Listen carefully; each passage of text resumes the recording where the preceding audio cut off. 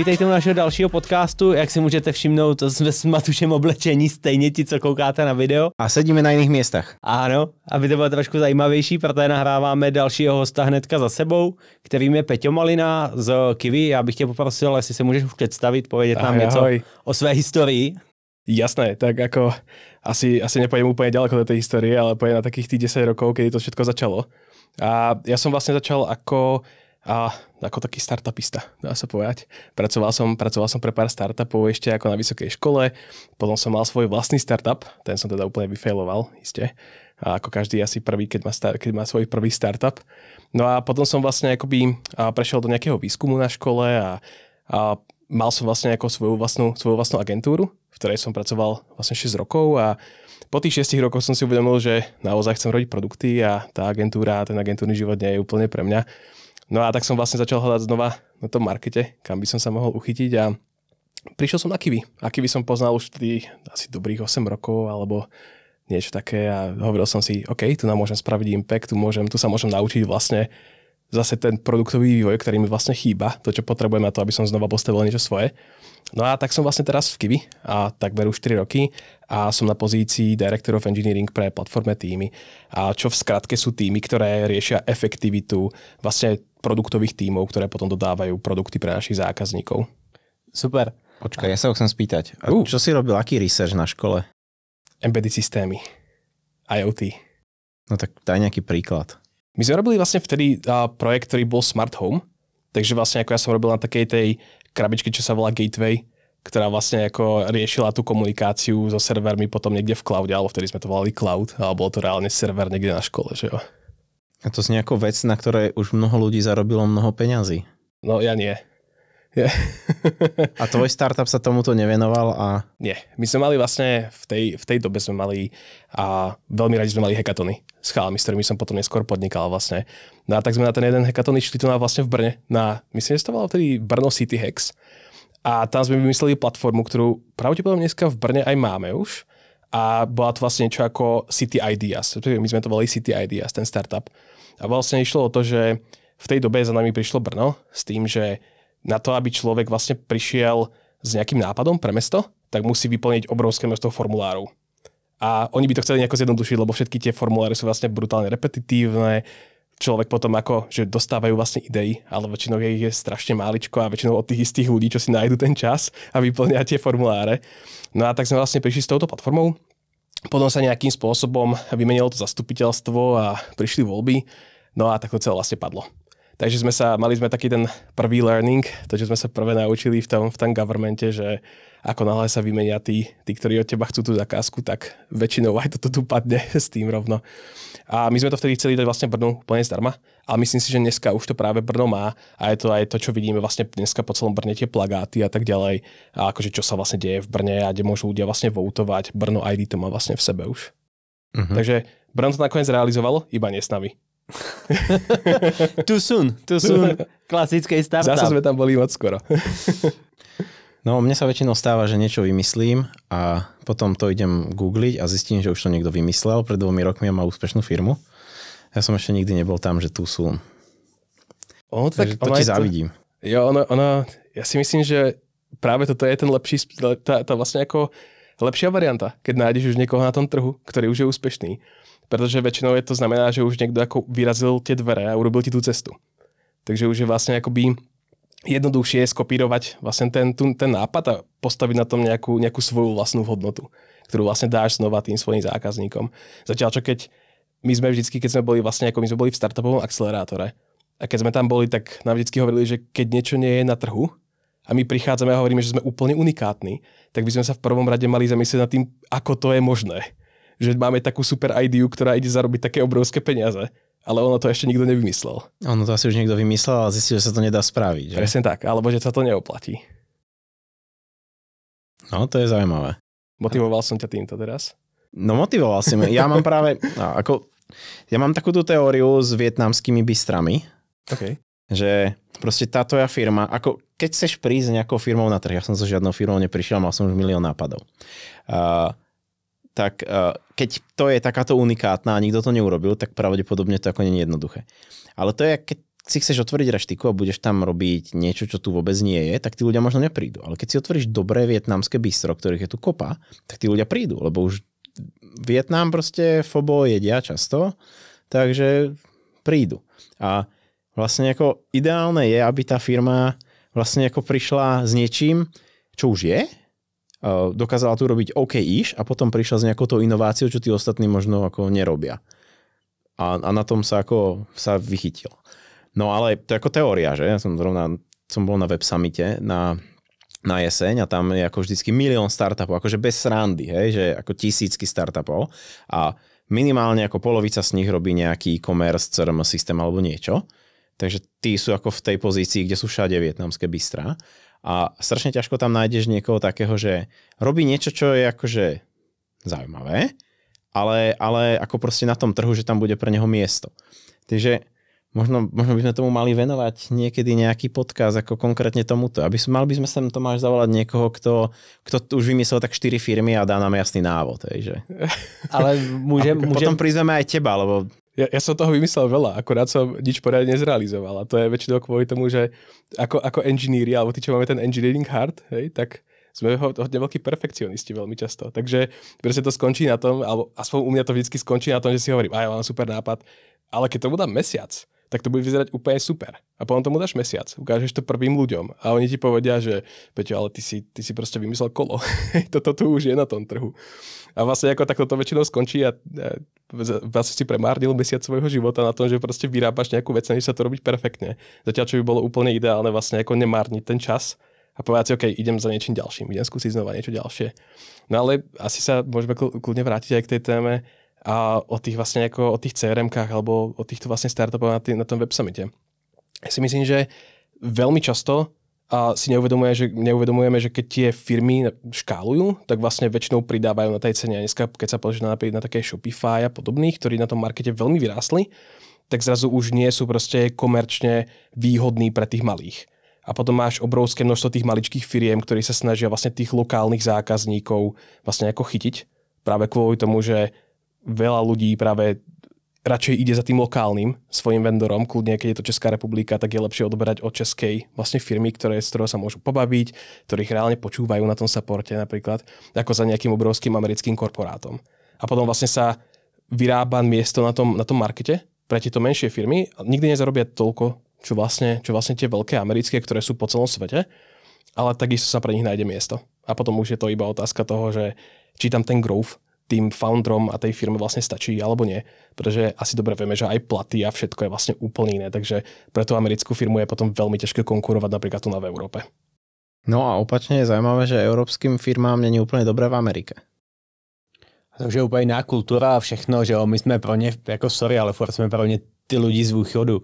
Oni neví, kde je nějaká Česká republika, možná tušijou, že existovalo nějaký Německo, ale to je tak všechno, na mapě je nenajdou, teď oni kolikrát nenajdou ani americký státy svoje. No ale ty tiež nenájdeš na mape, keď ti poviem, kde je Milwaukee.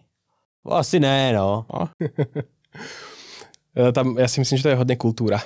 Že to je proste úplne odlišná kultúra. My sa tu ešte radi stále rýpeme v tých veciach. Sami si radi budujeme veci.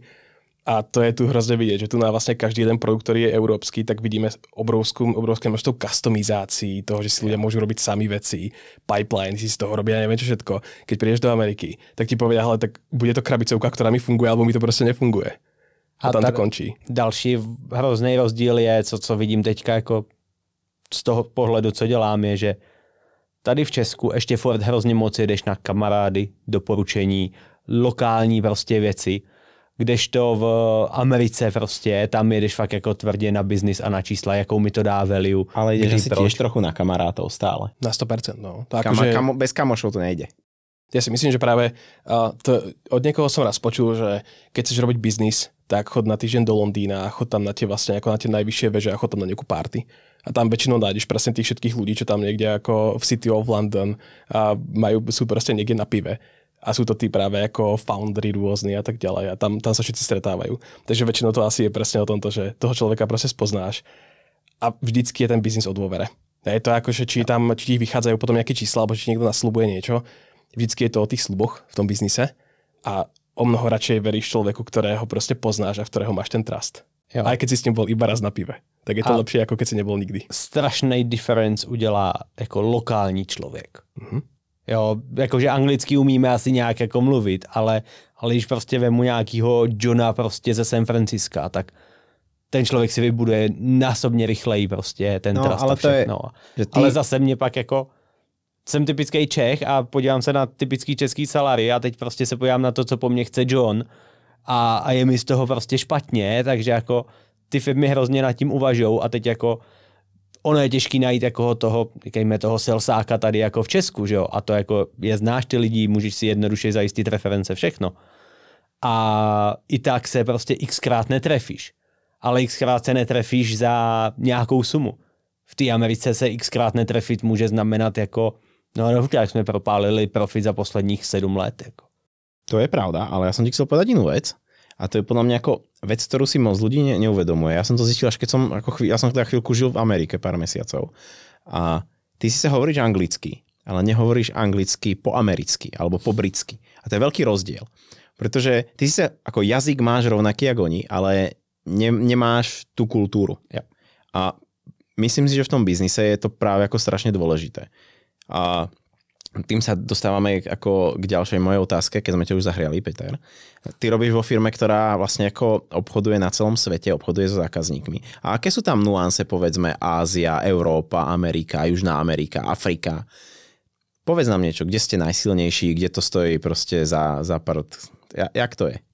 Lebo všetci lietajú na celom svete. Jo, to asi po tejto diskusii asi žiadne prekvapenie nebude, že sme najsilnejší v Európe. Akoby toto je tá naša, proste, ten náš lokálny market vlastne. Ako to je to, kde poznáme tých ľudí a vlastne sa fokusujeme, ten náš tier 1 je naozaj centrálna Európa. Takže vlastne to je to, kde tých zákazníkov naozaj poznáme a to, kde sa fokusujeme my. A ktorý trh najviac lieta? A u nás myslíš? Alebo na svete. Fú, tak to ja asi... bych si typl Ázia. Pravdepodobne, veľmi pravdepodobne. Mali sme nejaké integrácie práve s jednou z najväčších aerolíniek, alebo možno najväčšou aerolinkou z Ázie a to bolo... To je čo? AirAsia? AirAsia, áno. A to bola vlastne akoby, to keď na nás napojili, tak sme sa všetci triasli od toho, čo sa tam stane s tým systémom. To si pamatuju, to som tam ešte byl. Takže, no a my sme to skúsili potom znova. Teda. Ešte no a čo tie markety? Aké tam sú rozdiely? Z našeho pohľadu vlastne akoby asi ani neviem povedať, aký sú tam presne rozdiely, pretože pre nás tá aplikácia vyzerá všade takisto.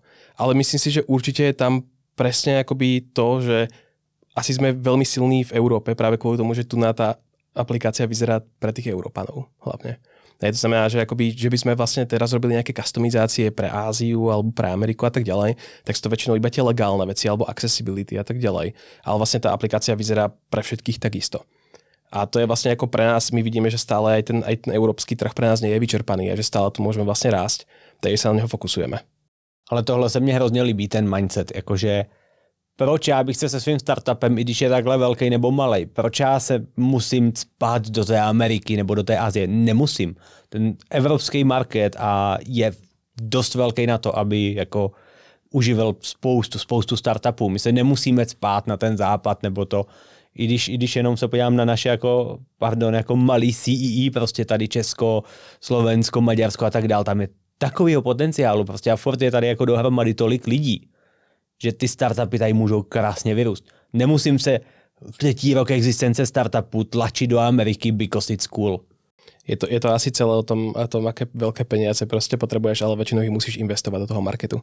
Takže aj pokiaľ chceš zarobiť viacej v Amerike a ísť do Ameriky, tak väčšinou, vlastne sme sa bavili o tých salesákoch, tak väčšinou to preplatíš proste na tom. Takže áno, asi je to vždycky o tom začať niekde, kde je vlastne akoby nejaký common grounds, kde tých ľudí proste poznáme, kde tých zákazníkov poznáme a ono sa potom úplne inak predáva ľuďom, ktorí majú podobnú kultúru a pre ktorých to robíš ako niekomu, koho vôbec nepoznáš. Ono jako v konečném důsledku, co si budeme povídat, i pro českou firmu je náročný vstoupit na německý nebo britský trh. Už tohle je jako brutální challenge a jsou jako za rohem. Natož prostě tu Ameriku nebo Ázii. Ázie je úplně... Hej, ale zase ten druhý pohľad je, že Amerika, aj keď teda Amerika sú jednotlivé štáty a tam sú ako rozdiely. Záleží, aký biznis robíš, ale keď sa na to díváš ako čisto krajina, Amerika, koľko má? 380 miliónov obyvateľov? Neviem z hlavy. Asi 350. Európa, Európska únia je 500 miliardy. Hej, takže Ale tá Európska únia sú jednotlivé krajiny, hej, a riešiš ako od platobných brán, cez jazyky a neviem čo všetko. Kdežto Amerika je jeden jazyk, väčšinou ako platby jeden štát, všetko jedný zákony. Ako toto je to, čo je tam podľa mňa ako lákavé. Hej, že ten trh, ako jeden trh, vieš, na trh sa dívaš ako Ameriku, Severnú Ameriku alebo povedzme Spojené štáty a na trh sa dívaš ako Francúzsko, hej, je 10-krát menšie. Jako s tímhle bych souhlasil i nesouhlasil, jakože na B2C segmentu se dívám na Ameriku jako na velkou Ameriku. OK, s tím souhlasím, ale na B2B segmentu je brutální rozdíly mezi těma státama. Proč Elon Musk přesouvá prostě svoje firmy ze státu do státu? To je tak, bezdomovcom. Ale ne, že jo, to je tak, jak když se pojáš na Evropu, Irsko mělo brutální incentivy pro velké firmy a tak dál, všichni šli do Irska. Pak prostě to udělali Poláci, podívej se, kde je Varšava dneska. Za 5-10 let to udělá další stát, jakože my si vlastně tady jako konkurujeme v tom B2B segmentu jako Evropa stejně jak ty státy v té Americe, podle mě. Určite áno, ale ja teda ešte som úplne nepochopil tú psychológiu presne za tým, prečo napríklad OVH, ktoré je francúzske, je najväčšie vo Francúzsku, že? A to ti povie to, ako ideš do Nemecka, tak chcú, aby tam bola nemecká firma. Väčšinou budú preferovať Nemci nemeckú firmu, väčšinou Francúzi francúzsku firmu. Čo je za tým? Neviem, ja keby som mal preferovať slovenskú firmu, tak asi pôjdem radšej do Nemecka. Ale to je podľa mňa o kultúre, hej, že niektoré tie krajiny, vlastne ako väčšina krajín je asi dosť nacionalistických, tých väčších, a tie menšie krajiny až také nacionalistické možno nie sú. Jo, je to možné. Ale asi skôr všetci sú nacionalistickí. Je to podľa mňa veľmi aj jazykom. Že vlastne akoby tým, že tu nie je, vlastne v Amerike majú spoločný jazyk všetci. No je to proste o mnoho príjemnejšie. Jo? My keď sa bavíme s OVHčkom ako s našim vendorom na serveri, tak proste oni niekedy napíšu francúzsky e-mail. A to proste ako, OK, tak ideš do toho prekladača, aby si preložil ten e-mail. Potom im napíšeš anglicky a oni ti zase odpíšu proste francúzsky. A máš tam takéto odpovede. Je? Takže asi chápem potom, že napríklad ľudia, ktorí vedia po francúzsky a Francúzi viem, že zrovna nie sú takí, že by sa veľmi radi učili angličtinu, tak vlastne akoby oni veľmi radi preferujú tie firmy už iba kvôli tomu jazyku. Kvôli tomu, že to je všetko v tom ich jazyku. Ale zase, ja robil som ako s kadekým, hej, tak Američania väčšinou hovoria dobre anglicky. V Európe Nemci hovoria super anglicky. Holanďania hovoria lepšie anglicky ako Angličania. To áno. Hej, Taliani nehovoria vôbec anglicky. Ako s Talianmi, ja som bol na meetingu nedávno, kde boli Taliani a oni tam, ako väčšina tých Talianov nevedela po anglicky, takže na tom meetingu to bolo tak, že si ako navzájom prekladali, čo bolo fakt ako disturbing, hej, brutálne. A to sa mi stalo aj s Číňanmi. A s Němcami to se nikdy nestane. Já teďka řeším jako trošičku nějakým způsobem i Španělsko a tak dál a to je to taky úlet. Prostě jdeš na ten call a vlastně každý si zapneme titulky automaticky v překladače. Omluví španělsky, mě to překládá do angličtiny a naopak.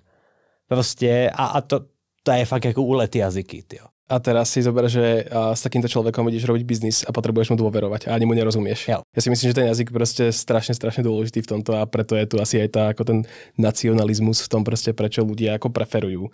A my vlastne ako možno Slováci, Češi sme veľmi zvyknutí, že sa učíme tie cudzie jazyky práve kvôli tomu, že tie štáty sú proste malé. Jo. A tým pádom musíme veľmi často ísť von a tým pádom vieme tie jazyky. Co mě strašně dostalo na Ázii, když Singapur mluví anglicky, obviously. Ale v Jakartě, že napracovala půl roku v Jakartě a ve všech školkách a tak dál prostě učijou se anglicky. Ty děcka pustijou televizi a tam všechno skoro jde anglicky. Oni tam mají jako v místním jazyce strašně minimum programů. Já jsem na to koukal, říkám, jako, kde jsem vlastně teda jako. A fakt to tam do nich mlátí od malička a pokud se tohle nestane tady u nás, tak ta úroveň ty angličtiny a toho globálního biznisu tam prostě nebude, si myslím. Jo, že jako dnešní mladí jsou relativně anglicky vybavení všechno, ale furt ta úroveň tam není taková. Ono toto sa musí stať pravdepodobne aj v tých ostatných štátoch. Tam v tom, ako keď vlastne ako nemecky hovoriaci ľudia vždycky budú proste preferovať nemecky hovoriace firmy a tak ďalej. A je veľmi ťažké tam proste preraziť. A to je presne ako keď sa s kýmkoľvek bavím o tom, ako akým spôsobom expandovať do dachu, ako do regiónu celého, tak je to vždycky proste postav tam firmu, tá firma sa bude tváriť ako nemecká, budeš tam mať nemeckých salesákov a potom vlastne akurát predávaš ten produkt, ktorý je vyrábaný napríklad na Slovensku alebo v Čechách. A tak to isté musíš vlastne ako urobiť všade. Hej. To je takisto, keď chceš ísť na americký trh, tak tam potrebuješ mať americkú entitu. Jo. Ale ja nemyslím teraz iba entitu. Myslím teraz, že sa fakt tváriš že si prostě německá firma. Já tohle ještě jako úplně zjednoduším, že jo. Tím, že jako děláme něco podobného, jako jsme jako kind of salesová firma, tak já potřebuji na tom marketu mít nějakého technického člověka a nějakého salesáka, co je fakt jako místní. Protože já, když něco zvorám, nebo mám nějaký složitější projekt, já potřebuji někoho místního, za kým ten klient může jít a nakličet na něm v tom jeho lokálním jazyce a ten člověk bude 100% rozumět, co se děje. V té angličtině strašně moc ztratíš ten kontext. I když máš skvělou angličtinu, ten kontext prostě ztratíš oproti tomu místnímu jazyku. Takže je strašně důležitý mít toho salesáka a technického člověka. To potom ten zbytek, ty papíry, to delivery, to ťukání kódu, OK, to můžeme dělat a můžeme tam mít klidně lidi, já nevím odkud. Ale fakt jako ten kontakt na tom salesu a tak dál musí být v tom místním jazyce. Mňa teda ako najviac dostalo pár rokov dozadu, keď som robil práve my ako agentúra sme robili pre startup, ktorý bol vlastne v Anglicku. No a vlastne ten founder za nami prišiel, že teda získal nejakých ako Angličanov, čo robia QA, čo robia vlastne ako quality assurance pre nás, že by proste preklikávali vlastne ten produkt a nahlasovali nám bugy a tak ďalej. No a vlastne ako celé sa to tvarilo fakt ako anglická firma, ten vlastne salesak sa s nami bavil proste po anglicky a teraz si hovoríme, že chceme ísť teda s nimi na call a oni, že no to budeme musieť ísť niekedy ako fakt skoro ráno a my, prečo? No pretože tí QA sú v Kolkate. OK, tak zmluva je podpísaná s anglickou entitou, salesáci sú anglickí, ale realita je, že proste v Indii vlastne máš ako ľudí, čo sú platení, ako respektíve tá firma je platená vlastne anglické peniaze za to, že proste má potom QS niekde ako v Indii. Čo je ale štandard, že? Čo je štandard, ale neviem si predstaviť, že by to predali tomu človeku bez toho, aby tam tých salesákov mali v tom Londýne napríklad. Ja. Že ako to by asi nebola šanca, aby sa vôbec k nemu dostali proste a predali mu tú službu. A ono, že jo, co si budeme povědět, ty můžeš mít dobrý QA dneska i v Indii. Ta kvalita je už dneska úplně jinde, takže jako alebo vlastně... AI můžeš mať, jo, který to ale preklikáva. Ale pak už je ti to jedno. Sice bez doménovej znalosti, ale preklikáva.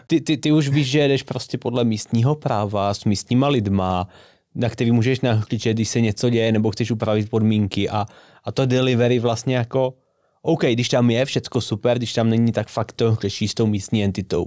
Jo, což je fakt jako game changer podle mě. A oni to zoberú a hodia to na tú entitu v tej Indii a povedia, ale fix. Ja by som prešiel tu od indického QA. Ideme k prvej téme. Ty tu máš napísané, že by sme mali viac robiť veci tak, aby neškálovali až do doby, kým to naozaj nie je potreba.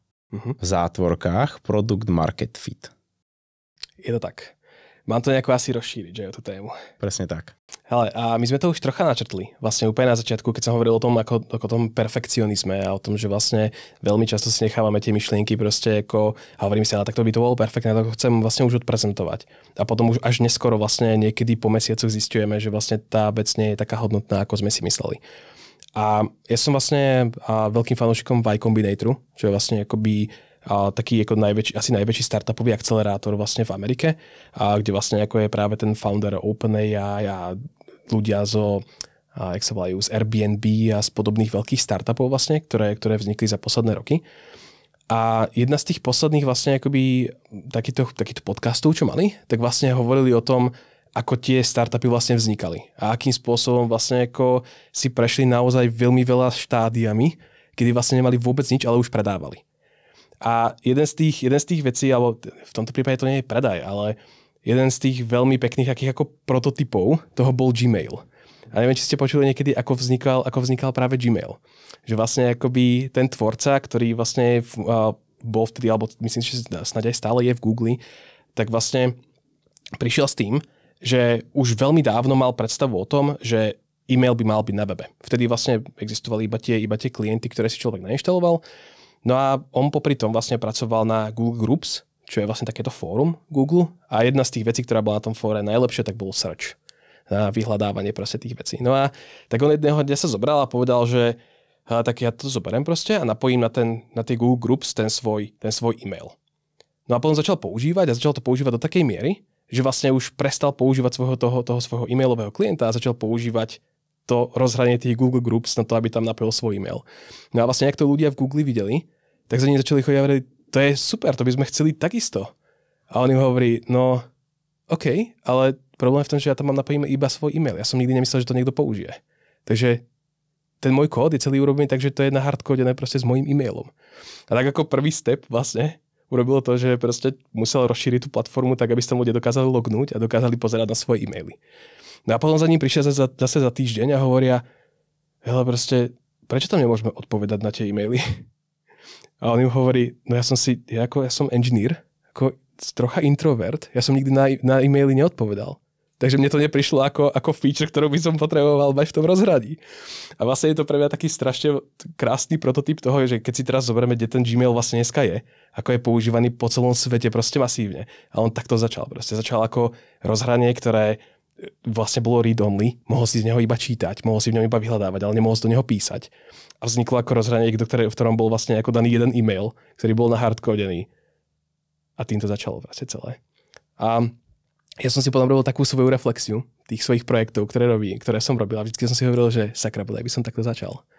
Bodaj by som od tých ľudí chcel ten feedback vlastne o mnoho skôr, už vlastne ako keď má niečo veľmi, veľmi maličké, lebo by som to zistil veľmi skoro. Musíš mať ten market fit už od začiatku. A on mal market fit ako niekoľkokrát, že? Nie, že ako je to iteratívny proces, kde vždycky robíš to, čo tí ľudia chcú. Uh-huh. A stále to chce viac a viac ľudí. A v nejakej chvíli sa z toho už ako môže stať produkt, lebo tí ľudia by za to chceli platiť. Čo je ako super, pokiaľ to ide takouto cestou, že je to tvoj ako hobby projekt a vlastne ako vyrábaš vec, ktorú efektívne ľudia chcú. Ale keď ako tvoríš nejaký biznis alebo máš nejaký nápad, tak často je to tak, že mám nápad, z ktorého by mohol byť nejaký biznis, ale to už si ako povedzme tento človek v tomto prípade už bol na kroku 7, kdežto ty začínaš. Vieš, že ako vymyslieť ten market fit je podľa mňa ako strašne zložité. Určite. Ja si myslím, že ako to nie je myšlienka, že by som teraz povedal, že hele, mali by sme zobrať každú malú blbosť a teraz ju prezentovať. Ja, to je skôr to takéto, ako vždycky, keď niečo robíme, tak by sme sa mali zamyslieť nad tým, či to nie je vlastne iba to, že to robíme kvôli tomu, že sme v tej komfortnej zóne, namiesto toho, aby sme to vybrali a išli to niekde ukázať a povedali si, hele, dáva to vôbec zmysel, dáva to, čo robím, zmysel na to, aby som z toho potom vlastne robili si ten product market fit takýmto spôsobom. Ale tak tohle, že jo, tenhle ten přístup můžeš mít nejenom na nový startup, tohle to je prostě, že jo, i presne produkty. Tak. Jo, presne vyrábím tak. Novou feature, same shit, different name. Jo, že jako, tak, no.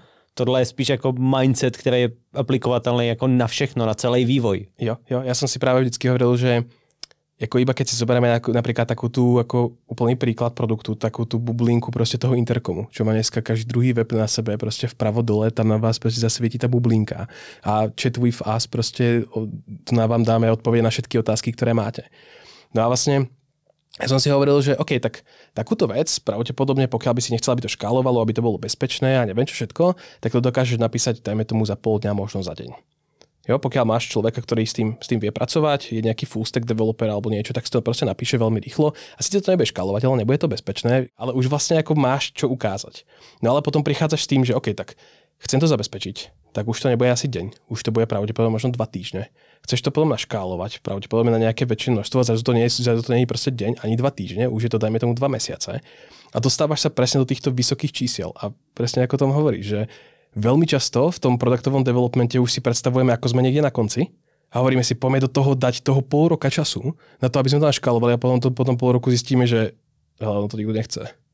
Čo teraz? Zmárnili sme pol roka času proste týmu. A je to vlastne ako pre mňa napríklad osobne je to veľký veľký guidance pre mňa samého, keď si robím takéto projekty a hovorím si potom, OK, nerobím už niečo, čo vlastne ako, čo ani nemám prečo zatiaľ robiť, kvôli tomu, že na toho zákazníka alebo toho usera na konci nemám. A je to vlastne ako, je to veľmi to otvára oči v jednej veci a to je to, že ako engineers asi veľmi často ostávame v takej tej svojej komfortnej zóne. A radšej programujeme, hovoríme si, ešte to stále nie je perfektné, ešte stále by sme niečo tam dorobili, namiesto toho, aby sme spýtali tých userov, lebo si hovoríme, že zase nám dajú zlý feedback kvôli tomu, že to nevyzerá pekne. Alebo niečo. A podľa mňa je o mnoho dôležitejšie výjsť z tej komfortnej zóny a povedať si, hele, nedáva zmysel do toho investovať ďalšie hodiny času, idem radšej za tými userami a tých sa spýtam. Vidíš, teď se tady bavíme hodně o userech, ale ty máš pod sebou, že platformový týmy. A jestli si ho pamatuju správně, tak platformový týmy, co ti doručujou, je platforma pro tvoje další engineers, right? Takže tvůj customer je vlastně interní tým. Jak bys ten přístup uplatnil jako interně v té firmě? Jak vlastně stavíš ty platformové týmy když se rozhoduješ, já nevím, na nový technologie, nebo na co používáš tenhle ten přístup jako reálně nějaký use case? No, my vlastne akoby podľa mňa v tej firme je to vlastne o mnoho jednoduchšie, ako pokiaľ ideme už na ten market, pretože tam tých ľudí proste poznáme. Takže sa ich veľmi jednoducho dokáže spýtať, zobrať ich na kávičku a tak mi povedz, čo je všetko zlé. A ten problém v tých platformých tímov väčšinou je, že tí ľudia ťa naozaj zavalia tými vecami, čo sú zle a potom sa veľmi ťažko prioritizujú, pretože sú k tebe ako už riešia veci, ktoré ako jo, tak do tohto dám hodinu denne a ty ako jo, to je super, že dáš do toho hodinu denne mesačne, ale rob to ďalej. Daj taký príklad.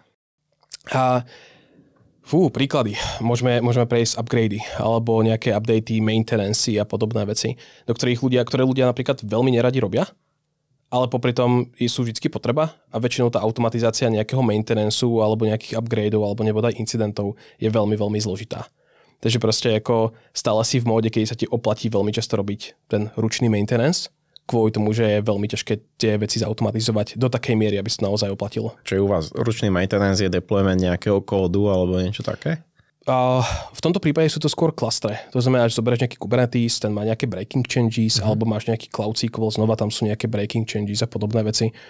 A tým pádom je vlastne ako ťažšie automatizovať tie veci, pretože medzi tým musíš tie veci vlastne ako musíš ich meniť. Jasné, čiže keby si to chcel napísať, ja neviem, v Terraforme, tak stejne ti to bude v kuse failovať a tak. Do nekonečná, takže to urobíš rúčo a povedzme ako spätne to pošolicháš. Jo. A to isté my máme vlastne teraz, sme začali riešiť, čo sa volá Platform API, že taká tá abstrakcia nad tým všetkým. A to je znova proste ako zoberieš v zásade ako asi 12 rôznych toolov a dáš ich všetky do jedného YAMLu. A odtiaľ už proste je tým engineerom v zásade jedno, čo sa s tým deje, ale ten platformný tým je za to zodpovedný. A tam máš znova tieto veci, kedy musíš releaseovať nové vlastne akoby verzie toho systému, za tým máš tých 12 systémov, ktoré popri tom releaseuje svoje verzie vlastne, tie updateuješ a snažíš sa vlastne všetko dávať dokopy stále tak, aby to fungovalo. A väčšinou ako ten problém nie je v jednom systéme. Ten problém je, keď spojíš tých systémov 12 dokopy, ako to robíme my. Ktorých 12 spojuješ? Konkrétne, co Chceš vymenovať všetko?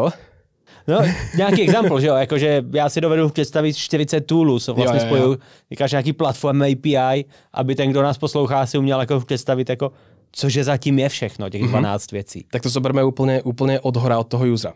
A na začiatku máme vlastne Cloudflare, ktorý vlastne ako nám routuje trafik od userov, takže vlastne tam sa nastavujú väčšinou nejaké Wi-Fi, security, DNS a podobné veci a potom sú tam routy vlastne na naše klastre, to znamená, tam sú zase load balancery, máme tam privátne load balancery, ktoré sú za IAPMI, vlastne access, jak to volá? Identity Ever Proxy, presne to. Takže tam máme vlastne IAPI a máme tam tie public load balancery, tie treba vlastne nastaviť. Potom tie vlastne idú zase do klastrov. V niektorých klastroch máme už dneska Istio, v niektorých nemáme Istio, to je treba nastaviť. Potom za tým vlastne ten klaster samotný.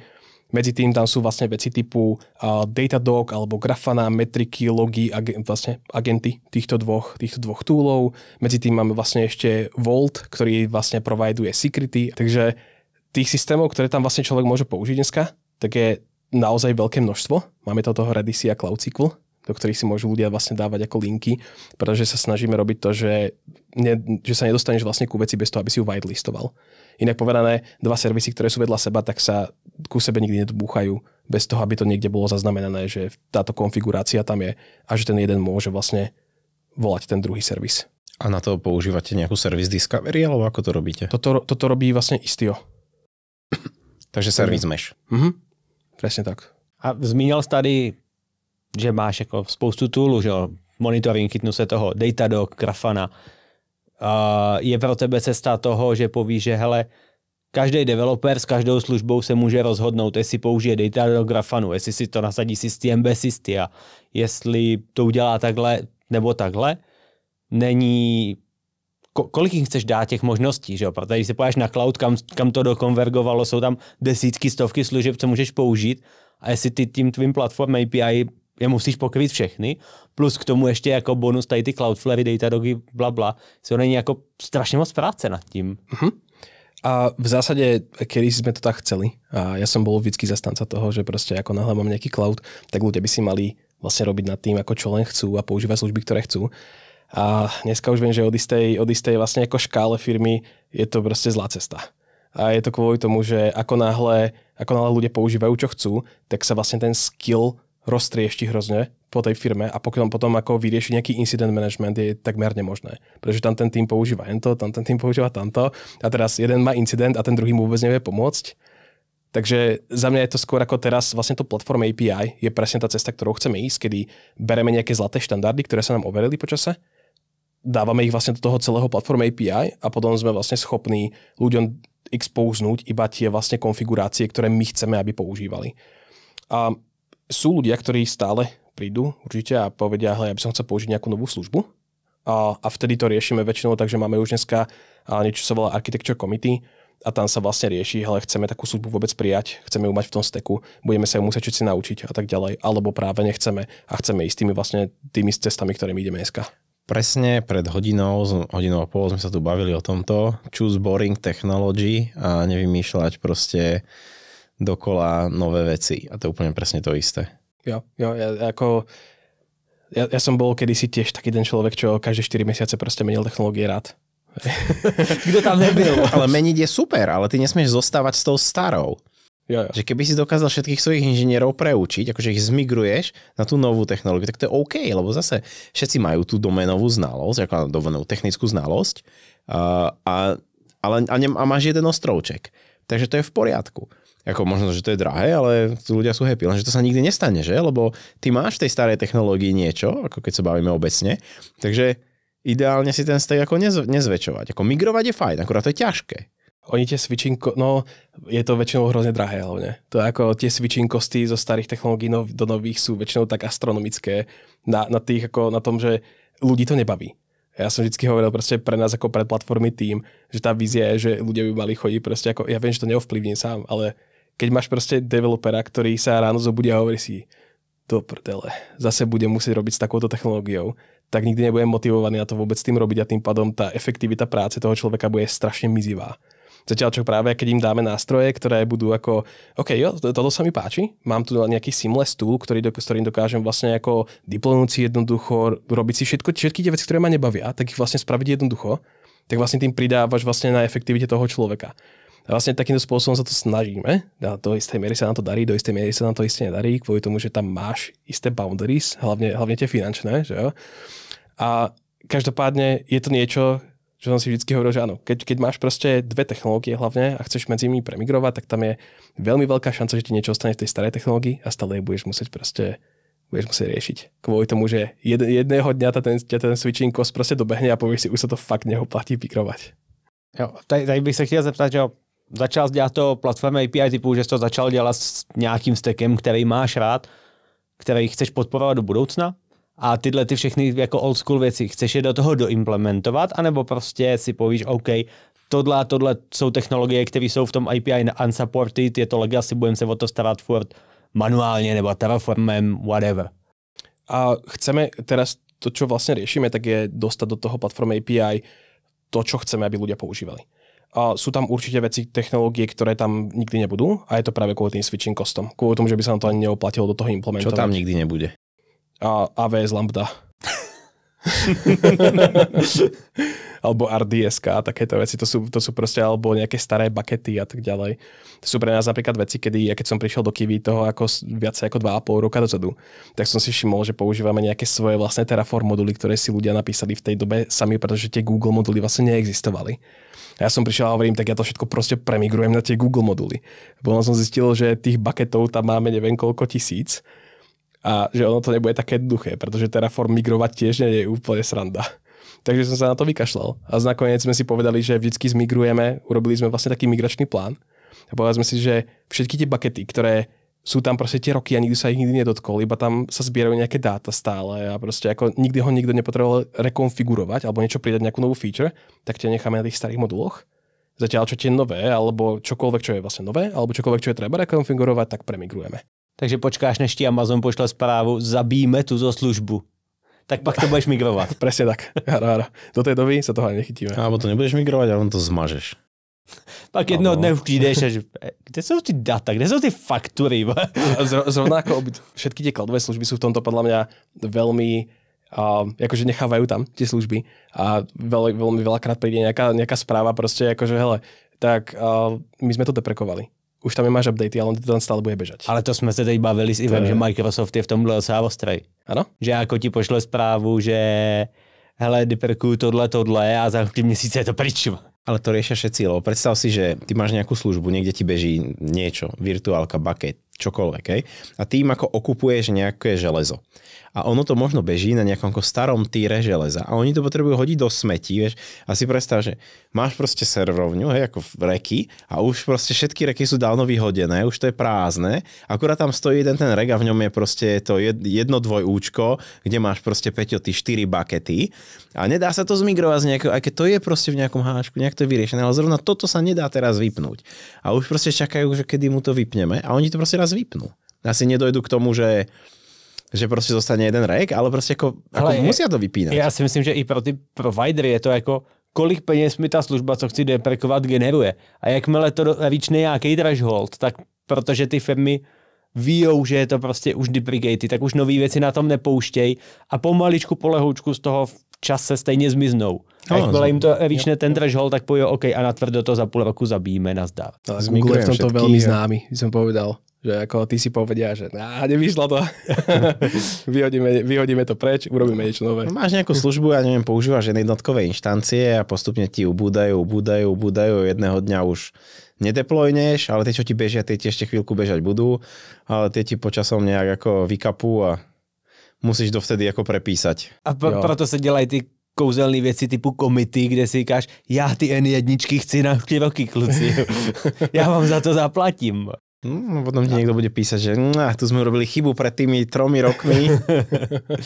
To práve, ja si myslím, že takto to práve deje. Ale oni už niektoré práve tie komity už sú, myslím, zakázané dokonca. Na niektorých tých instanciách. Takže už vedia, že vlastne už nebudú vlastne za pár rokov vôbec možné na nich deployovať. Jako některý se dají komitnout a je to, že jo, právě kvůli tomu, abys věděl, že ty instance budeš mít v tomhle typu po určitou dobu, ale to je hlavně pro ty velký, že jo, firma typu Kiwi a startupy, je jedno, jestli máš N1 nebo N2, ten rozdíl je pro tebe strašně minimální. Presne tak. A ako hlavne aj lift and shiftovať medzi tými systémami už dneska nie je úplne ťažké. Oni väčšinou práve, keď deprekujú, tak ti povedia, tu nám máš nejaký migračný skript, ktorý ti to proste premigruje nejako seamlessly ešte. Takže sa dostávame k tomu, že vlastne je najlepšie stať na virtuálkach, pretože to je tá technológia, čo sa moc nehybe. Alebo... To je tá Kubernetes na vlastnom púle. No a když se vrátím ještě k tomu tvýmu jako API, jaká je tvoje jako vize nebo long-term strategie k tomu 5 let, jakože kam bys to chtěl dostat, co je ten tvůj jako gold? A ja som si vždycky hovoril, že vízia tam, kam by som to chcel dostať, je, že jedného dňa človek proste príde nový engineer do Kiwi a ten tým si ho vlastne zoberie na jeden deň na taký svoj ako onboarding a povie mu, ale tu nám napíšeš proste svoj kód, tu nám máme GitLab alebo nejakú službu. Sem napíšeš kód, komitneš ho a tu nám máš proste kopu templateov, ktoré si takto dá proste ako tam čekne, že povie si, že to tam chcem všetko mať a zrazu máš proste vyriešené veci typu observabilita a máš vyriešené vlastne deploy, CI/CD celé, máš vyriešené canary deploymenty a podobné veci. A vlastne potom už iba dostaneš proste, máš nejaký, neviem, nejaký Hello World proste API a už vidíš, ako ti z toho tečú metriku, už vidíš, ako ti z toho tečú logy, už vidíš, ako ti z toho tečú v tracy a podobné veci. Vlastne ako potom už iba dokážeš ty ako engineer sa naozaj sústrediť na ten business value a nemusíš už riešiť vlastne tie všetky operations okolo toho.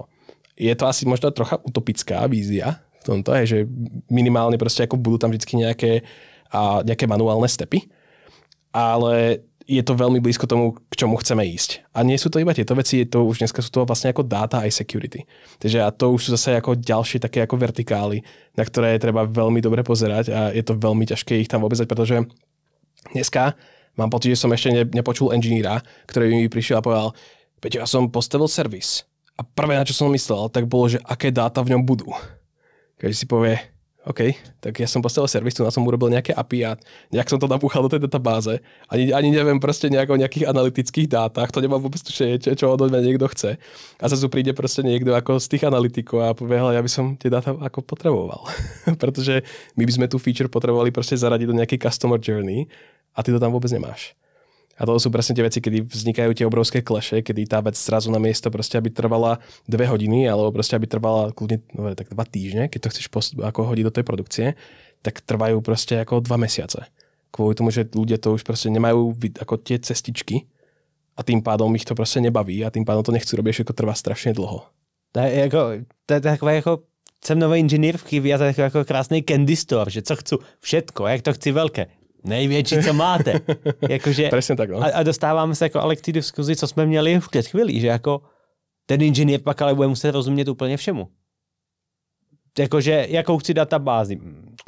Někde jsem slyšel, že Postgres, tak asi chci Postgres. Ale prečo? Tak chcem databázu a aké mám možnosti? No mám milión možností v cloude, ale tu na moje APIčko, alebo inak, ja som inžinier, idem stavať servisu, tu mám nejaký boilerplate a ten boilerplate proste normálne to je, predstavíš si to jak tutoriál, hej? Proste, a ten tutoriál, tam, kde som dobrý, tak ten tutoriál bude advanced a tam, kde som ako nedobrý, tak ja proste nedovolím inžinierovi, aby si vyberal databázu. Máš databázu.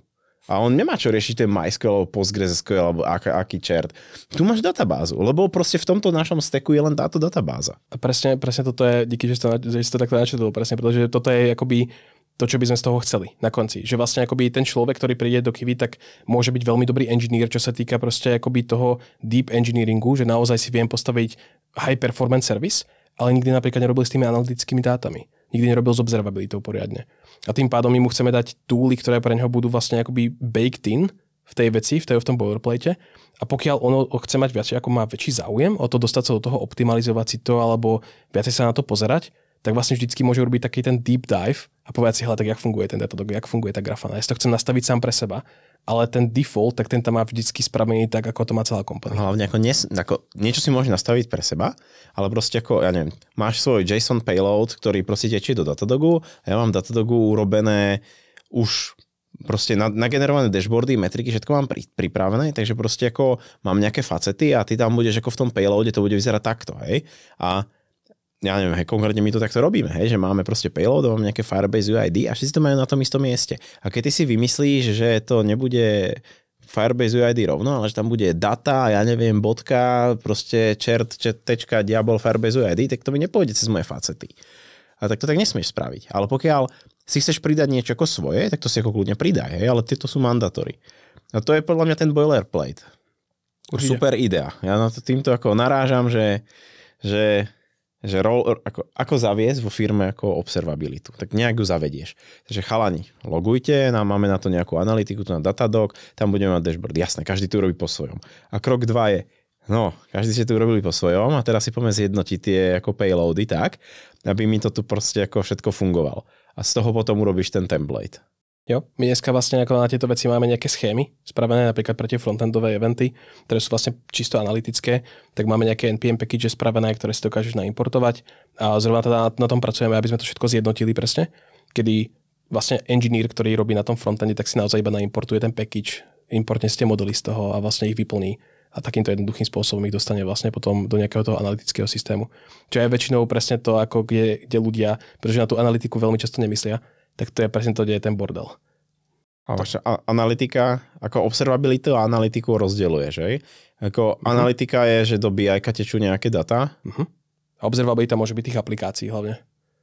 Akože beriem to ako, áno, analytika je business intelligence, zatiaľ čo tá observability je už skôr ako tracy logy a metriky.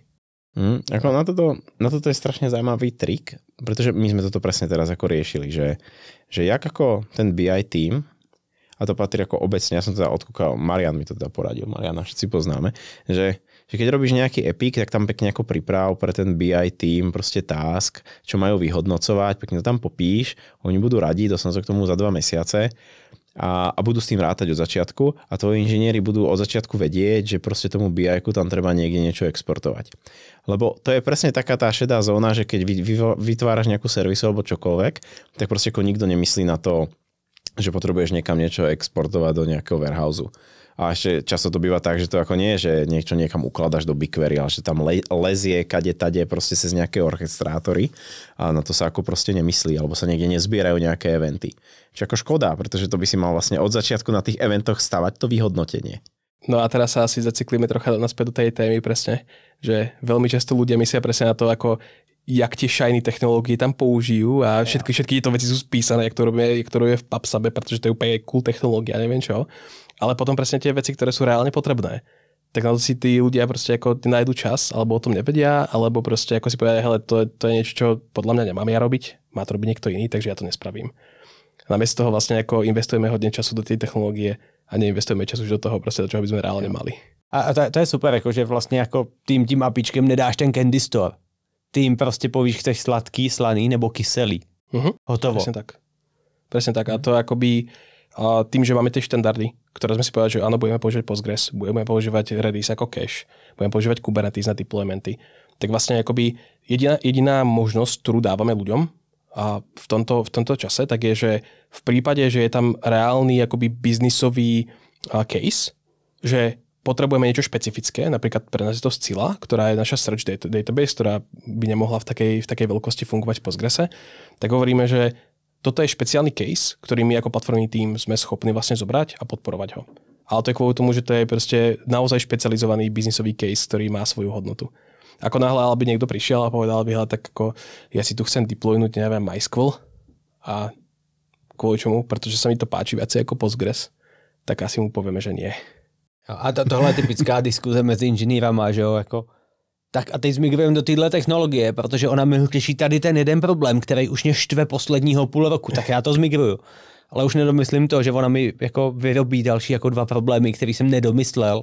A pak mě to zase půl roku štve a zmigruju do dalšího systému, který mi tyhle 2 problémy vyřeší, ale vlastně mi vrátí zpátky ten jeden, co jsem měl před tím rokem a říkám si, aha, kdybych zůstal tam, kde jsem byl, tak se na tom stejně. Ale tak není často, lebo často to vyrobí problém niekomu inému.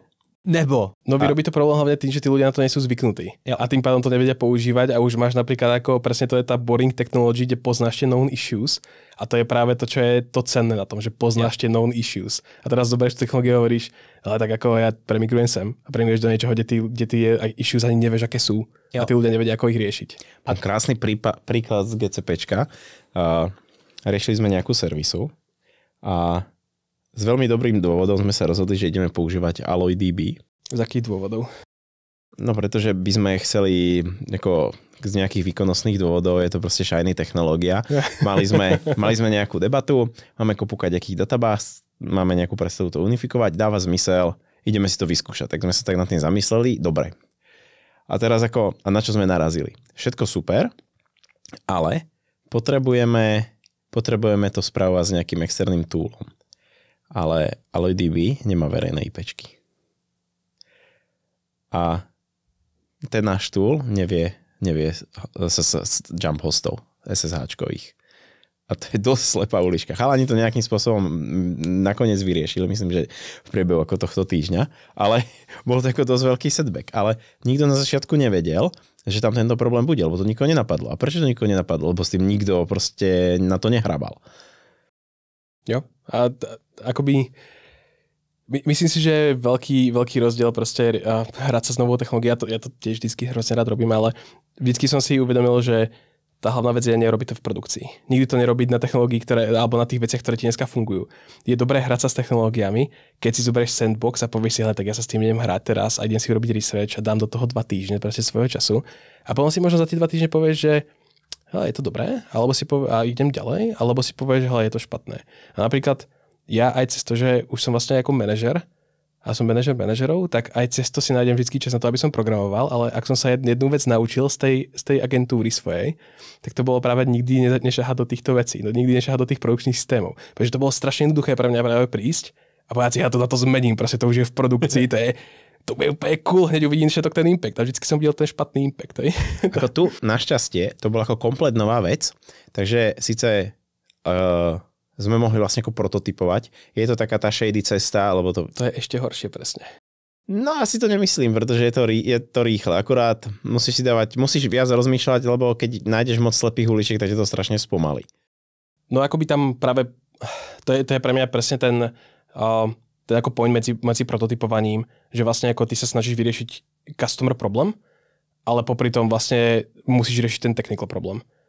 A to je presne to z tej prvej témy, hej, že proste ako ty by sa at that point, keď nevieš, či to je vlastne vôbec potreba, tak by si mal fokusovať na to, akým spôsobom vyriešiť ten customer problém prvý a až potom si povedať, hele, tak teraz potrebujem toto, lebo to bude musieť škálovať. Ale určite je v pohode a určite je podľa mňa úplne super robiť tie experimenty. Že ako ja mám teraz presne svoju vlastnú GitLab grupu, kde si robím proste experimentál projekty a vždycky proste sa mi stane, že prišiel som a hovoril som, hele chalani, bolo by super mať workload identity na GitLabe vlastne, takže aby sme nemuseli sťahovať vlastne JSON service accounty z Google a dávať ich do GitLabu. Sice to bolo celé naterraformované, ale proste som si hovoril, hej, toto je úplne najhoršia vec, keď niekto príde a napríklad ako niekto odíde z company a mal prístup do tých secretov a stiahol si ich z toho GitLabu. Čo? Najhoršia vec, čo sa ti môže stať, zrazu má service accounty, ktoré majú ovnera niekde na projektoch. Takže som prišiel s tým, že tak ja 2 dní teraz budem sedieť a integrujem tú workload identity do pár repozitárov. Som to spravil v tých mojich experimentál repozitároch. No a za pol roka potom prišli chalani a povedali, hej Peťo, ty si to robil? Tak nám to poď ukázať, ja som im to ukázal a dneska to máme vlastne akoby po celom Kiwi dneska vo všetkých vlastne platformných repozitároch. Pretože niekto prišiel a povedal si, toto má teraz cenu.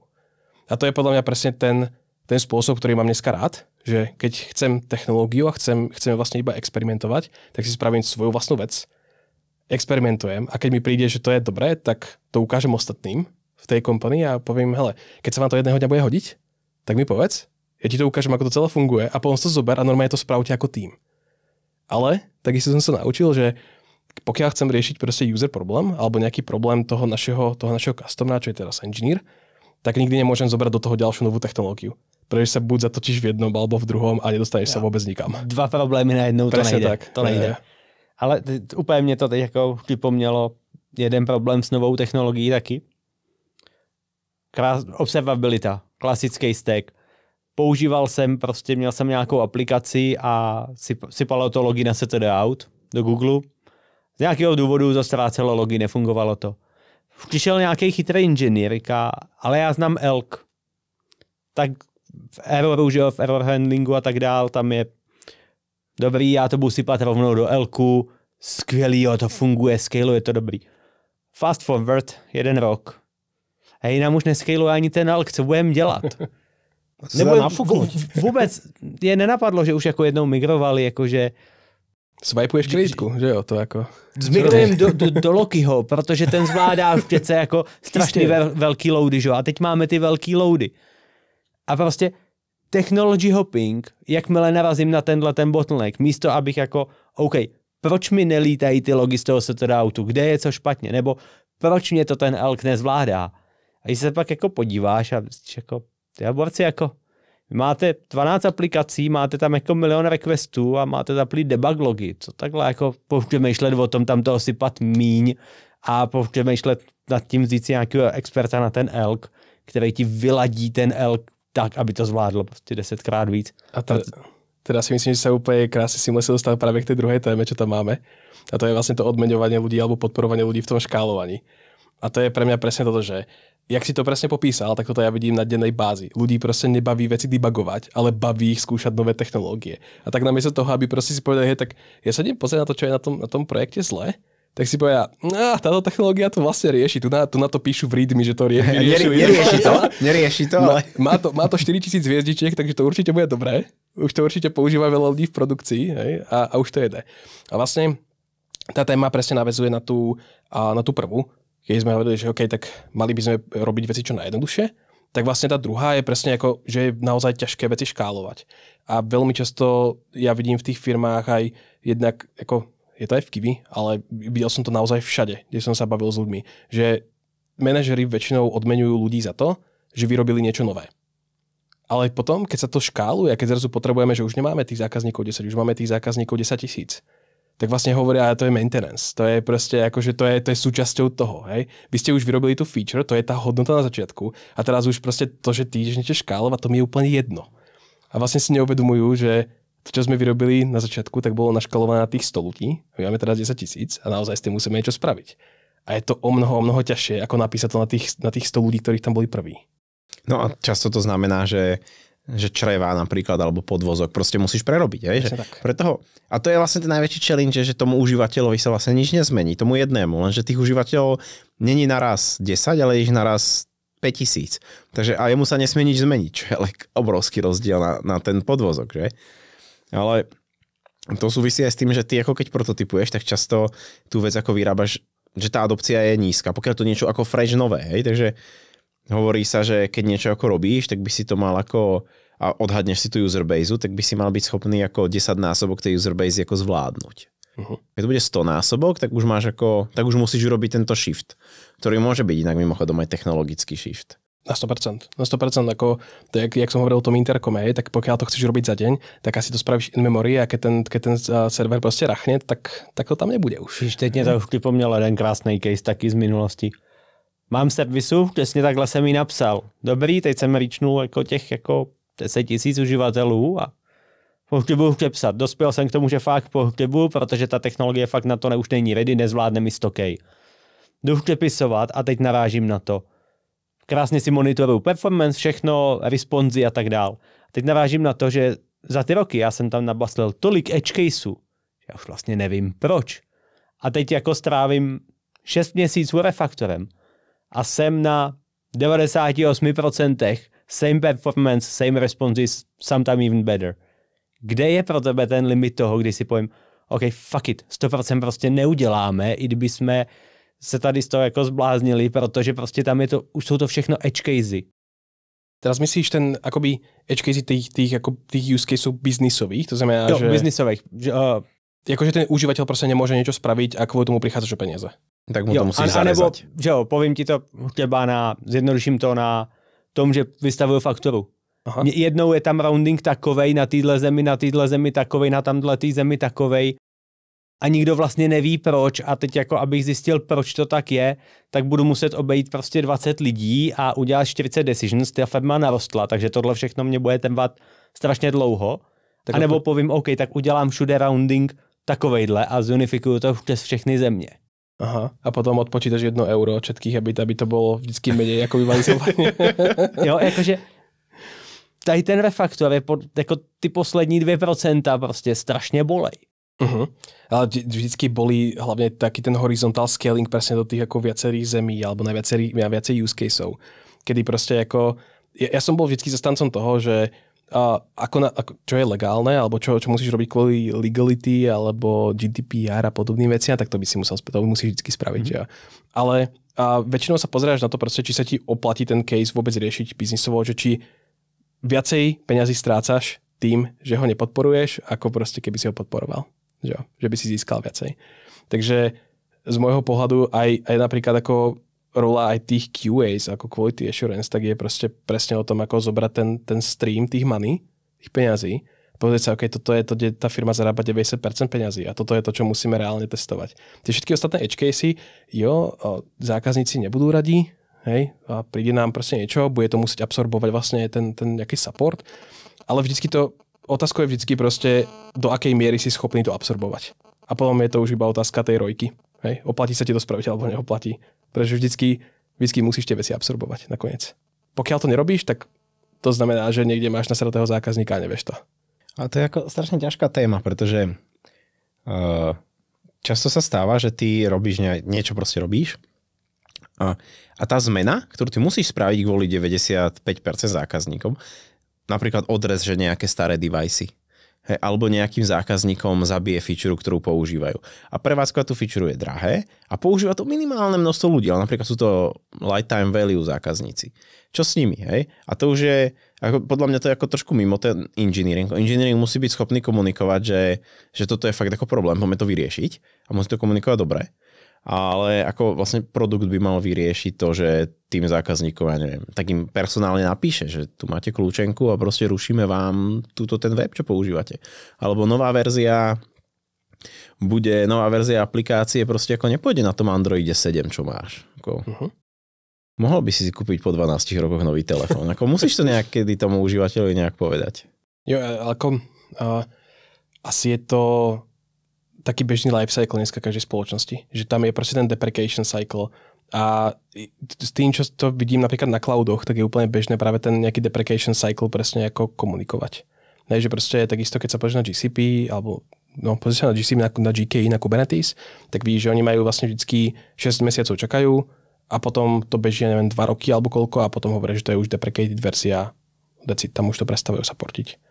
A ja vlastne ako pokiaľ takýto lifecycle vieš predať tým svojim zákazníkom, my sa musíme posúvať ďalej, alebo takto. Väčšinou to chceš predať presne takto. Väčšinou ich chceš predať, Na to, aby sme dokázali pre vás robiť nové veci, tak musíme zastaviť tie staré.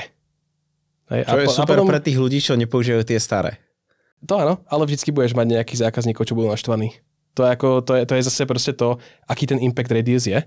Hej, že pokiaľ je to proste 1%, 2% zákazníkov, tak si môžeš znova povedať a urobiť ten decision a povedať, že bohužiaľ na to, aby som teraz mohol podporovať rast o 50%, tak budem musieť zarazať tie 2%, čo sú dole vlastne a používajú nejaký starý device. Ale to je asi hodne business decision a hodne o tom iba proste, aký je ten mindset, ktorý chceš mať v tom produkte. Že sú ľudia, proste, ktorí povedia, nikdy nedeprekujeme vôbec nič, chceme používať proste Internet Explorer 10. To je tak ako, OK. Ale budeš strašne veľa platiť za vývoj. Nebude to nikdy fungovať tak, ako by to mohlo fungovať dneska moderne. A veľmi často, práve tým, že máš tie staré technológie, tak odrezávaš tých zákazníkov na tých nových. Pretože oni chcú používať tie nové technológie. Ale to jako, jo, finálně je to business decision, ale podle mě ten engineering manažer někde tam dole by si tohle měl uvědomit a netlačit na toho inženýra, na toho individual contributora, to musí být jednak jedný. Protože on tím najednou pak jako spálí strašně moc času a myslím si, že jako fakt ten engineering manažer by nad tímhle měl přemýšlet a tuhle tu zprávu reportovat. Takže si myslím, že jako... Teraz myslíš, že tak jedné jako, že například na starých deviceoch a na nových? Ako, no, v typisu aplikací, já nevím, z Pythonu do Goučka, whatever. Jo, nebo prostě potřebuji, aby mi to scalovalo v tom Pythonu tak z 2 do 3. A prostě nemůžu najít ty svý 2% těch edge caseů. Tak si myslím, že ten jako engineering manažer by měl říct, OK, teď se zastav, přestaň dělat, já jdu komunikovat s tím biznisem. Jo, určitě. Ano, decision je na biznisu, s tím 100% souhlasím, ale myslím si, že jako ten engineering manažer by měl jako rozumět i tomu biznisu a tohle v tom vidět. Nejenom tu engineering část, jak jsem klikal, jsme prostě precision, right? A ten individual contributor, který je úplně skvělý inženýr, on bude chtít, aby to bylo jednak jedný. At some point ten manažer ho musí prostě zastavit a dost. Jo, my sme mali vlastne akoby, alebo teda stále máme taký veľmi jednoduchý rule na mobily, na mobilné aplikácie. Ako náhle je nejaká verzia pod 1% vlastne trafiku bookingov, tak vlastne ako automaticky sa bavíme o tom, či ju zarežeme alebo nie. A väčšinou sa dostane, že ju zarežeme potom veľmi rýchlo. Takže tam znova je to ako čisto o tom, že máš nejaký trigger, ktorý ti hovorí, hele, už sme sa zase dostali do toho, že máme tu na jednej strane, proste chceme supportiť tých zákazníkov čo najdlhšie, na druhú stranu už je to 1% zákazníkov, takže ich prinútime vlastne takýmto spôsobom updatenúť tú aplikáciu, ale už my potrebujeme vlastne sa pohnúť ďalej. A to myslíš ako verziu vašej aplikácie alebo verziu ich OS-ka? Verziu ich OS-ka. Že vlastne akoby, že my už nesupportíme nejaký starší Android alebo starší iOS a povieme, že ako náhle to je pod 1% trafiku, tak vlastne radšej zoberieme vlastne ten impact na nás a povieme, že hele, áno, klesnú nám tie bookingy napríklad na nejakú veľmi krátku dobu, lebo ľudia si to updatenú, lebo zrazu im nefunguje aplikácia, že? Tak sa kupujú nové iPhony, že? Presne. Inak by sme všichni měli do dneška ty 3, 4. No ako, to je zaujímavá debata, ja som zrovna teraz riešil, že ktorý je posledný Android, čo chceš ako supportovať. Ja si myslím, že sme sa bavili o 11. Ale ja občas, takto, to je ako krásna téma podľa mňa toto, lebo ja si to zúžívam. Ja sa občas dívam ako na monitoring, aké verzie OSK používajú ľudia, ako, čo používajú našu apku.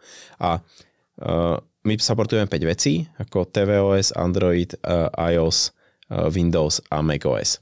A tam je vidieť taký strašný rozdiel, že ten Apple svet, ten mobilný Apple svet, tvOS rátam do mobilného, lebo to je nejaký zhybridený iOS, boh vie, čo to tam je. Tak tam tí ľudia často používajú automatické updaty. Proste, a špeciálne ten Apple ako tým dosť ako tlačí. Takisto ako ten OS X, akože často ľudia používajú, akože si to updateujú, lebo to je nepríjemné, ti to tam vyskakuje niekde v pravom rohu, že už si updatení na ten nové meno divné. Ale Androidy a Windowsy sú relatívne akože také, že tí ľudia ako nechcú updateovať apku a nechcú updateovať svoj OS a je to strašne vidieť. A ja som dokonca videl na CDN-ke nedávno Windows XP. Normálne ako CDN-kové data reportovali, že niekto tam niečo nacvičil z Windows XP. Nechápem prečo, pretože aplikáciu tam nerozbehá našu. Ale už len to, že niekto ako má v dnešnej dobe Windows XP a nie je to v múzeu. Niekde na úrade bez tak. To skúšali rozbehať. Ale myslíš, že to bolo ako ministerstvo financií Českej republiky? Ale jako, ja si myslím, že tohle jde jako z historie, protože když se podívám, když jsem dělal Windowsovýho admina v době jako XPček a tady těch jako early 7 2000, to zdal do domény, vydal Microsoft Update a prostě ten Windows jako nenaběhl. Mm-hmm. A ty jsi musel strávit strašně moc času tím, že jsi fixoval počítače a když jsi jich měl jako 2000, tak to jako bolelo. Takže všichni se naučili držet jedné verze a updateovat jednou za dlouhou dobu. Kdežto prostě ten Mac přišel s tím, že updatey prostě jako fungujou. A Windows už jsem posunul, 10, 11, já jsem s tím neměl problém, ani nepamatuju. Jo, ale prostě v té hlavě... Čo? Že to je tým, že máš Maca, nie? Ne, ja mám doma ešte ako gaming PCčko, vyšiak. A napríklad s Androidom je to takisto, hej, že my sa o tom bavili práve ako na začiatku predchádzajúceho podcastu, že nevýhoda Androidu je, že jasné, že máš tie ako device, tie silné a tie lidovské značky a tam fungujú updaty a keď máš proste high-endový Android, podľa mňa je to isté ako high-endový iPhone. Lebo ja mám high-endový Android napríklad roky, hej. Ale keď sa pozriem do Datadogu, že čo všetko ako ľudia používajú, tak tam vidíš všetky tie kadejaké ako mid-range, low-range a ešte prehistorické a tam je to proste akože tragédia. Jednak ako kúpa tých telefónov alebo tabletov je supportovaná maximálne 2 roky. Ale tí ľudia si ich často kúpia v nejakej zlave a ten device už vlastne ako končí tie 2 roky. Takže ty si ho kúpiš a on vlastne má ako on už ho neupdateneš vlastne efektívne. A to ako ľudia používajú a podľa mňa je to ako strašne zaujímavá téma. Ja to nie som appkový vývojár, ale zrovna tým, že my tam ako máme ten produkt, tak to je proste taký pain, ten Android, že... Ja si myslím, že práve preto v tom androidovom svete sú veľmi známe práve ako PVAčka, Progressive Web Apps. Že ako to je to, čo pustíš proste všade, je to web, je to za tým ten Chrome, ten updateovaný je. A veľmi často som videl, ako myslím si, že Chrome sa vie updateovať snáď, ako oni to supportia hodne across Android proste versions. Takže niektoré features nemáš, napríklad na tých starších deviceoch, ale stále je to tá najnovšia verzia toho Chromu. Máte security patche a tak ďalej. A vlastne ako, myslím si, že je snáď Ázia a podobný tam proste už pomaly ani na apkách snáď nebežia. To už je... No, tí majú presne tento problém. Ázia a Južná Amerika má ten problém, že oni nemajú iPhony alebo najnovšie Samsungy.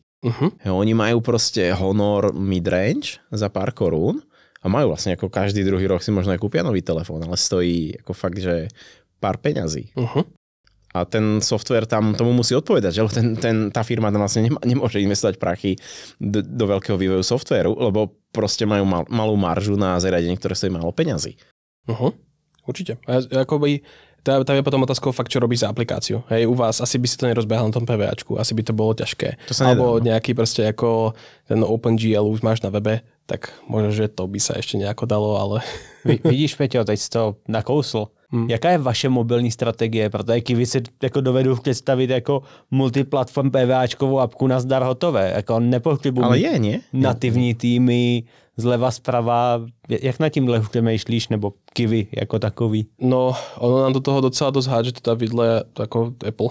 Že neviem, či ste videli posledné správy, že na... Hej, 50 centov za každú inštaláciu, či to tam oni teraz vymýšľali? No, nie, oni teraz vymýšľali ešte v PVAčka, zase obmedzili. Už vlastne povedali, že 17 niečo, nejaká tá beta verzia vlastne iOS nového, tak vlastne už keď otvoríš PVAčko, tak ti otvorí Safari. Takže to nie je proste ako apka. Je to proste Safari.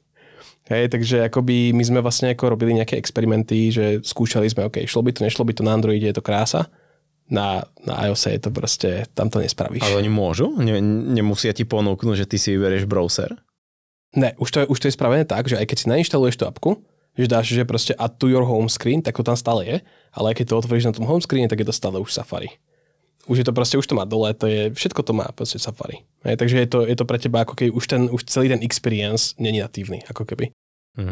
Každopádne ja si myslím, že u nás tá stratégia dneska je hodne postavená tak hybridne. Že veci, kde vidíme, že sú potrebné, aby boli konzistentné across all devices a nie sú tam nejaké špecializácie presne typu, akože na Androide to má fungovať inak pre tých užívateľov ako na iOS a ako na webe, tak vlastne tam sa snažíme robiť to konzistentne na webe a mať tam vlastne to WebView potom v tom, ale potom sú veci, ktoré sú proste implementované priamo na tých cez tie natívne lípky, kvôli tomu, že tam veľmi často aj ten užívateľ očakáva, že sa to bude chovať tak, ako sa to má chovať na iOS alebo tak, ako sa to má chovať na Androide. Umíš dát nejaký konkrétny príklad? Vieš čo, celú navigáciu máme spravenú vždy natívne. Pretože to je tá vec, ktorú očakávaš vždycky.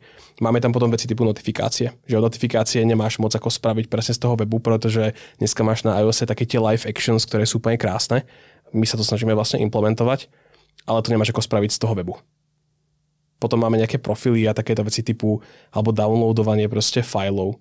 Jo, to zase je niečo, čo môže spraviť proste ideálne natívne, aby ten človek mal napríklad ten svoj booking alebo ten svoj ticket, boarding pad a tak ďalej priamo na tom telefóne. Takže snažíme sa to vlastne ako teraz kombinovať, tak aby tam, kde nepotrebujeme vyvíjať trikrát tú vec, tak aby sme ju vyvíjali raz, ale tam, kde ju potrebujeme vyvíjať, tak a kde z toho vlastne benefituje ten customer, tak aby sme to vyvinuli pre všetky tie vlastne ako device samostatne. Cool. Hele, já se dívám na čas. Už budeme mít čas. Daj nejakú záverečnú message. Áno. Záverečnú message. Posolstvo. Ne. Posolstvo pre ostatných, tak aby... ja si myslím, že sme sa o tom docela dosť bavili tak celkovo proste o tých, ako tie dve message sú pre mňa to, čo vo mne hodne rezonuje v poslednú dobu. Že proste ako engineeri alebo tí, ktorí sú proste ako technickí ľudia, by sme sa naozaj mali snažiť pozerať sa na tie veci, ako pokiaľ riešime, že tá vec zatiaľ nie je na tom markete, alebo zatiaľ nemá ten product market fit, alebo nevidíme, že má používateľov, tak by sme sa ju mali snažiť urobiť fakt čo najjednoduchšiu. A potom zistiť čím skôr vlastne ako, či to tých užívateľov bude vôbec zaujímať, namiesto toho, aby sme vlastne riešili shiny veci a stále sa snažili vlastne vyrobiť niečo nové a vôbec to nie je perfektné. Namiesto toho by sme sa mali snažiť naozaj ísť vlastne ako do toho marketu a spýtať sa. A tá druhá je práve ako o tom, aby sme odmeňovali ľudí, aby sme ich podporovali v tom, keď škálujú tie veci v ten správny čas. Že to naozaj nie je o tom, že teraz potrebujem robiť projekt pol roka a ani neviem, či ho niekto bude používať. Kvôli tomu, že už potrebujem použiť proste 4 rôzne technológie, ktoré nikto nikdy nevidel, ale už tam musia byť. Ale práve ako mali by sme tých ľudí podporovať v tom, aby škálovali tie veci naozaj, keď sú na tých hraniciach, keď si hovoríme, musíme teraz začať podporovať väčšie množstvo užívateľov. Super. Díky, že jsi přišel a teď se můžeme začít bavit o těch layoffech. Tak isto, díky.